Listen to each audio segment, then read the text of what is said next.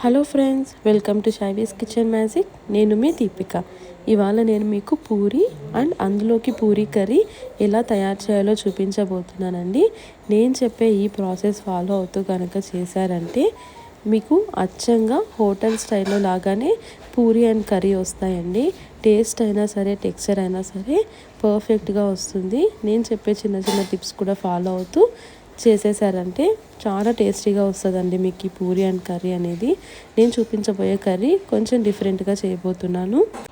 ఈ puri and curry అనేది మీరు బ్రేక్ఫాస్ట్కి అయినా సరే, డిన్నర్కి అయినా సరే క్విక్గా సింపుల్గా చేసేసుకోవచ్చండి. పిల్లలు కూడా ఇష్టంగా తినేస్తారు. మీరు లంచ్ బాక్స్లో కూడా పెట్టారంటే పిల్లలు లంచ్ బాక్స్ ఖాళీ చేసుకొచ్చేసారు. ఇందులో మనము ఎటువంటి మైదా ఏది యూస్ చేయకుండా అచ్చంగా గోధుమ పిండితోనే చేయబోతున్నామండి. ఇంకెలా ప్రిపేర్ చేయాలో చూసేద్దాం. ఫస్ట్ పూరి కోసం పిండిని తీసుకోవాలండి. గోధుమ పిండిని తీసుకుంటున్నాను. ఇక్కడ నేను 3 కప్పుల దాకా గోధుమ పిండిని తీసుకున్నాను. మీరు మీ క్వాంటిటీని బట్టి గోధుమ పిండిని అడ్జస్ట్ చేసుకోండి. అలాగే ఇందులోకి 1 టీ స్పూన్ దాకా సాల్ట్ని యాడ్ చేసేసి ఈ గోధుమ పిండిలోకి సాల్ట్ని అంతా కూడా బాగా మిక్స్ చేస్తున్నాను. ఇప్పుడు ఇందులోకి 3 నుంచి 4 టేబుల్ స్పూన్ల దాకా బొంబాయి రవ్వని మిక్స్ చేయాలండి. ఉప్మా చేస్తుంటాం కదా, నైస్ రవ్వ, సూజీ అంటుంటారు. దాన్ని మిక్స్ చేయడం వల్ల మనకి పూరి అనేది బాగా పొంగుతుంది. ఇంకా పైన లేయర్ క్రిస్పీగా వస్తుంది. అలాగే పూరి మనకి సాఫ్ట్గా కూడా ఉంటుందన్నమాట. సో ఆ సూజీ రవ్వని మిక్స్ చేసిన తర్వాత కొద్దిగా వాటర్ యాడ్ చేసుకుంటూ పిండిని కొంచెం గట్టి కన్సిస్టెన్సీలో మిక్స్ చేసుకోవాలన్నమాట.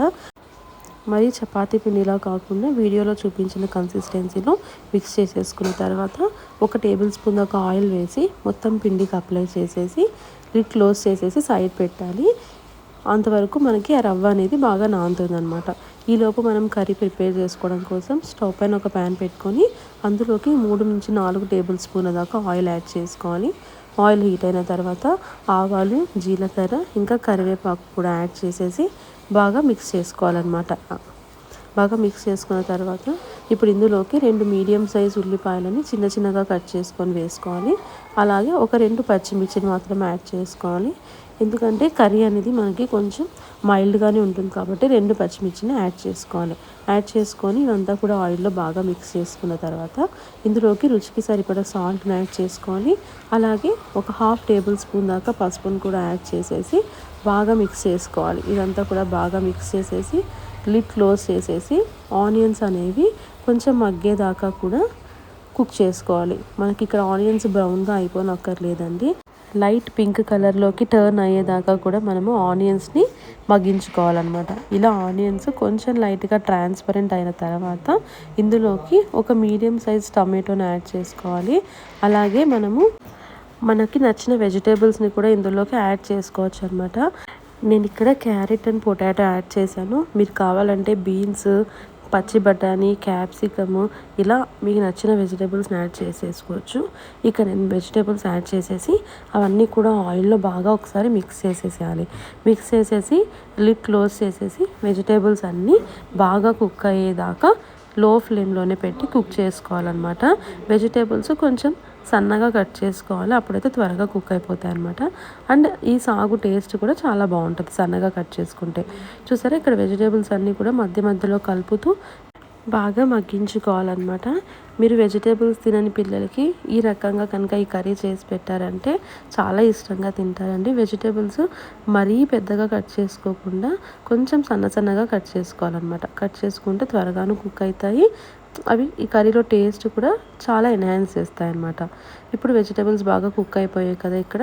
సో కొంచెం వాటర్ని యాడ్ చేసుకోవాలి, అడుగు పట్టకుండా వాటర్ని యాడ్ చేసేసి అంతా ఒకసారి మిక్స్ చేసేసుకున్న తర్వాత ఒక బౌల్ తీసుకొని అందులోకి 3 టేబుల్ స్పూన్ల దాకా శనగపిండిని తీసుకోవాలి. మీరు చేసే క్వాంటిటీని బట్టి శనగపిండిని ఇంక్రీజ్ చేసుకోవడం, డిక్రీజ్ చేసుకోండి.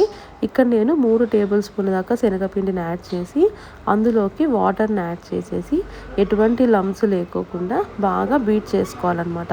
లమ్స్ ఉంటే ఏమవుతుంది అంటే కర్రీలో మనకి ఉంటలు కట్టేసే ఛాన్స్ ఉందన్నమాట. కాబట్టి దీన్ని ఎలాంటి ఉంటలు లేకుండా బాగా బీట్ చేస్తూ ఇలా మిక్స్ చేసేసుకోవాలన్నమాట. మిక్స్ చేసుకున్న తర్వాత ఈ మిక్చర్ని మనము కర్రీలో వేసి కంటిన్యూగా కలుపుతూనే ఉండాలన్నమాట. లేదంటే అది ఉండలు కట్టేస్తుంది అనమాట. కాబట్టి వేసి వెంటనే గరిటెతో బాగా మిక్స్ చేసేసుకోవాలి. ఈ కర్రీకి అంతా కూడా ఈ శనగపిండి బాగా అప్లై అయ్యేదాకా బాగా మిక్స్ చేసేసి ఒక 1 మినిట్ దాకా ఫ్రై చేసుకోవాలి. తర్వాత మన కన్సిస్టెన్సీకి తగ్గట్టుగా వాటర్ యాడ్ చేసేసి కంటిన్యూగా మిక్స్ చేస్తూనే ఉండాలి. మిక్స్ చేయడం మాత్రం ఆపకూడదని మిక్స్ చేస్తూ వాటర్ యాడ్ చేస్తూ ఉండాలన్నమాట. ఈ సాగు కన్సిస్టెన్సీ అనేది ఫస్ట్లో కొంచెం పలసగా ఉండాలండి. ఎందుకంటే అది చల్లబడే కొద్దీ చిక్కబడుతుంది అనమాట. సో ఈ కన్సిస్టెన్సీ వచ్చిన తర్వాత లిడ్ క్లోజ్ చేసేసి మీడియం ఫ్లేమ్లో పెట్టేసేసి ఒక పొంగు వచ్చేదాకా కుక్ చేసుకోవాలి. చూసారా, ఇప్పుడు కొంచెం బాయిల్ అవుతుంది కదా. ఇప్పుడు దీన్ని అంతా కూడా ఒకసారి బాగా మిక్స్ చేయాలి. ఈ కన్సిస్టెన్సీ ఉన్నప్పుడు నేను చూపిస్తున్నాను కదా, ఈ కన్సిస్టెన్సీ ఉన్నప్పుడు స్టవ్ ఆపేసేయాలి. ఎందుకంటే అది చల్లారిన తర్వాత గట్టి పెడుతుంది అనమాట.